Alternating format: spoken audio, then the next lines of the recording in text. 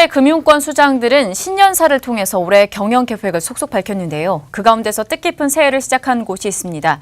바로 창립 120주년을 맞이하는 우리은행인데요. 특히 이번 달 4년 만에 우리금융지주로 공식 출범하면서 1등 금융그룹으로 도약하겠다라는 각오를 되새기고 있습니다. 손태승 행장이 신년사에서 밝힌 우리은행의 올해 경영 키워드는 무엇인지 경제팀의 이순영 기자와 짚어보도록 하겠습니다. 네, 기자, 우선 손태승 행장이 밝힌 올해 포부 어떤 것입니까? 네, 손태승 행장은 고객의 사랑에 보답하는 최고의 은행을 만들어가자라고 신년 다짐을 밝히면서 고객에 대한 사랑과 은행의 사회적 책임을 다하겠다라고 강조했습니다. 네, 손태승 행장이 새해 첫 어떻게 보면 공식 행사잖아요. 네. 임원들과 함께 고종 황제 묘소가 있는 홍유릉에 참배에 나섰다 이렇게 전해지고 있는데 네. 특별한 이유가 있습니까?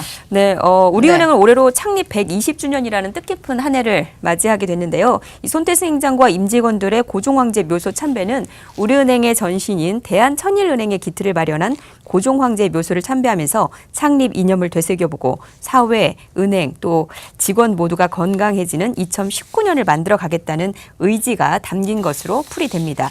참고로 말씀을 드리면 우리은행은 1899년에 일제에 맞서서 우리 상권을 보호하기 위해서 고종 황제가 황실자금을 기초로 설립한 대한천일은행에 뿌리를 두고 있는데요.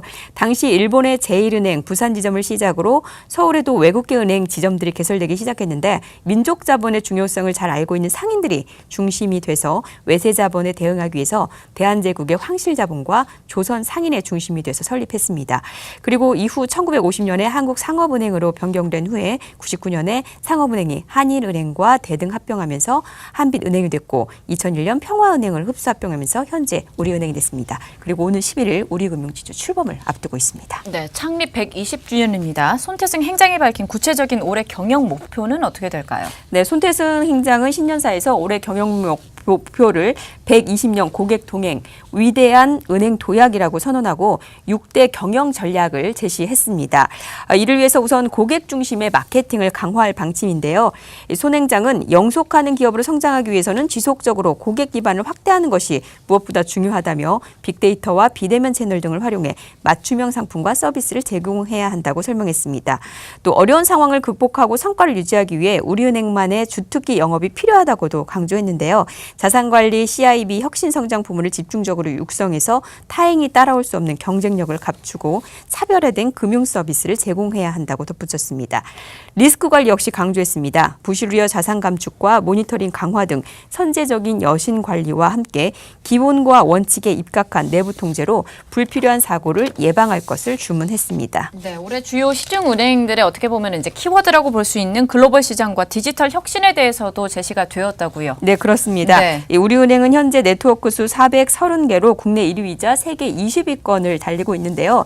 손 행장은 규모뿐만 아니라 수익 면에서도 월드 클래스 은행으로 성장하기 위해서는 현지 리테일 영업과 IB 영업을 강화하는 등 지역별 특성을 감안해서 새로운 비즈니스 모델을 확충해 나가야 한다고 밝혔습니다. 또 이와 함께 디지털 혁신을 주도하겠다고도 말했는데요. 이를 위해 사용자 중심의 디지털 금융 서비스 환경을 개선하고 영업점에 전자문서 시스템을 도입해 고객 편의성을 극대화할 방침입니다.